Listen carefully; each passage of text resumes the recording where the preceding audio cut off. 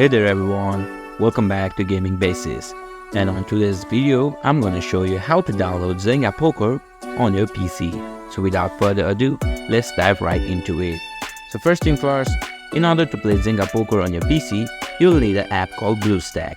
If you don't have BlueStack installed on your device, just go to Google and search for BlueStack and download it from Google. Now on BlueStack, just head over to the search bar and type in Zynga Poker. The official Zynga Poker app should be listed below it. Just click on it. Now once you're inside the Zynga Poker page, just scroll down a little bit and you will see an install button.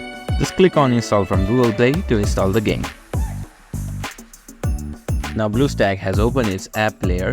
Now again on the search bar of the app player, just type in Zynga Poker.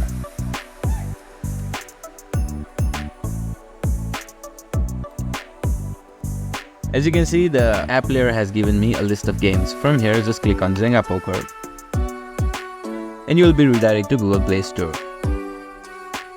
And from the Play Store, all you need to do is click on install to install the game.